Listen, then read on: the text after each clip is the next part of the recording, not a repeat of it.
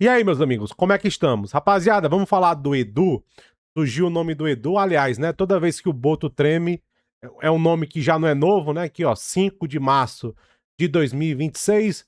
Será que o Edu é uma boa? Esse aqui é um cara que eu conheço bem o trabalho, rapaziada. Conheço bem o que ele é bom, o que ele não é bom. E, rapaziada, não se enganem. Esse Arsenal campeão da Premier League, todo o alicerce quem montou foi ele. Foi o Edu. O André Berta finalizou muito bem. E o André Berta aprendeu com os erros do Edu. Porque, cara, você passar num clube do tamanho do Arsenal, você vai cometer erros. Mas eu acho que os erros que tem parte do Edu e parte do futebol mesmo, entendeu? Você vai aprendendo, principalmente quando ele que começou todo o projeto. O projeto que bateu o campeão da Premier League, finalista da Champions, quem começou, encabeçou foi o Edu. Não foi o André Berta, que hoje é o dirigente máximo do futebol do Arsenal. É o Edu. Tanto que eu li uma matéria do The Athletic falando de como esse Arsenal bateu o campeão e, cara, a importância do Edu. Por exemplo, pra mim, o que mudou muito o patamar do Arsenal ser campeão foi a chegada do Zubimendi e do Gyökeres. E o Zubimendi, todo ali o trabalho de background, de recrutamento, quem fez foi o Edu, não foi o André Berta. O André Berta foi lá, só executou tudo que o Edu já tinha esquematizado pra ele. O Gyökeres não, o Gyökeres já foi mais um André Berta que botou o nome da mesa, né? O Edu queria muito o Sesco, o que não tá errado, porque é um baita centroavante, um baita potencial. A gente vai escutar muito ainda falar o nome do Benjamin Sesco. Vamos lá, rapaziada. Primeiramente, um negócio que me chamou a atenção foi isso aqui, ó. Brasileirão da Depressão. Obviamente, é aquelas páginas de retardo mental que quer ganhar engajamento em Twitter. Enfim, ó. O que, ó, no River, dirigente que afundou finanças do Olympique contrata loucamente. O que o Mauro César tá falando aqui é desse senhor chamado Pablo, eu nem li a matéria. Pablo Longoria, que tá hoje no River Plate. Rapaziada, o que o Mauro César falou aqui é true. Levamos o chapéu, mas o Longoria quebrou, junto com o Dezerbe, gastaram o que tinha e o que não tinha. Fora algumas coisas, vamos dizer que terceiras partes envolvidas, entendeu? Umas comissões, é muita coincidência, certas terceiras partes sempre envolvidas em negócios do Olympique de Marseille, entendeu? Tem algumas coisas, as comissões lá do nada, tem umas coisas esquisitas lá no Olympique de Marseille, belezinha? E muito responsável foi o Longoria. O Longoria ele é meio doido mesmo, ele é meio louco no mercado, ele inflaciona mesmo. Ele inflaciona, ele gasta demais. Essa denúncia do Mauro César é true, tá? Isso aqui não é choro porque perdeu o Almada, não. O Longoria, junto com o Dezerbe, quebraram o Olympique de Marseille. O Deserve pedindo contratação e um monte de nome caro, e o Longoria pagando, pagando, pagando, e só sobrando pro rabo do dono do Marcelli. E 2 anos lá de Marcelli deitou 200 milhões de euros de prejuízo. 200 milhões de euros de prejuízo. Entendeu? Então essa denúncia aqui do Mauro César é true. Belezinha? Edu, rapaziada. O problema do Edu, ó, primeiramente, o problema do Edu vir pro Brasil, ele quer. E, rapaziada, é uma escolha de vida. É uma escolha de vida. O Edu, cara, ele tá altamente adaptado. Eu nem lembro a última vez que ele morava. Eu acho que, não sei se da época da CBF, ele morava no Brasil. Tem que pesquisar isso aí. Eu não acho que nem na época do Brasil, é, ele morava no Brasil.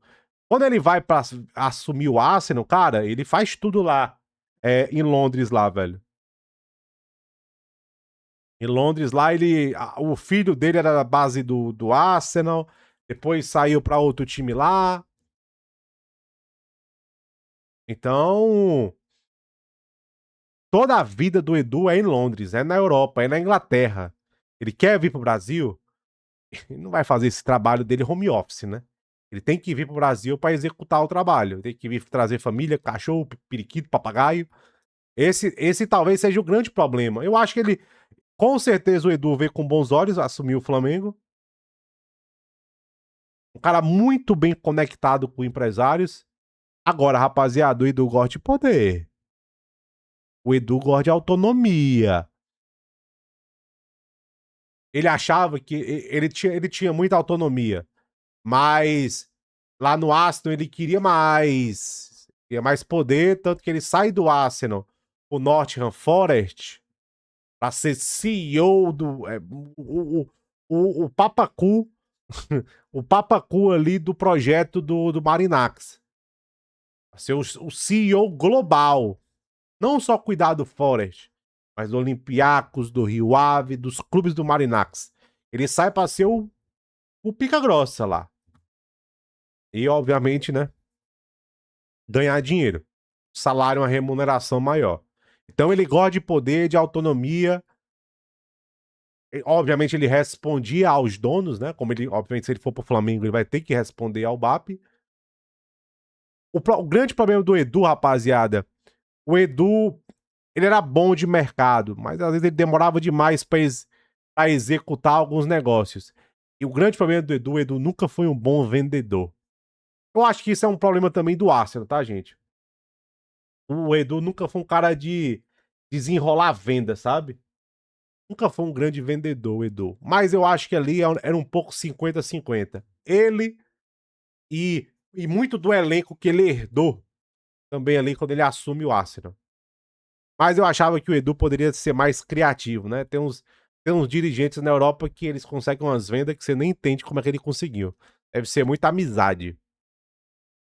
Mas o Edu é um cara que entende de futebol, ele é um cara que cobra um futebol mais propositivo. É um cara muito bem relacionado com empresários, conhece, muito bem conectado ao mundo da bola. É um cara muito bem conectado, Edu. Um cara sério. É um cara que eu nunca escutei falar de preferência de X ou de Y, sempre foi muito, muito limpo com os empresários, sempre recrutou muito bem. O Edu é um cara que escuta, é um cara que gosta de scouting, que gosta de números, que gosta de conectar com essa área. O Edu, rapaziada, ele é um diretor que ele gosta de saber do jogador, como ele se alimenta, como ele se cuida, como ele é no trato pessoal. O Edu faz um trabalho de background bem detalhado. O Edu é um cara trabalhador.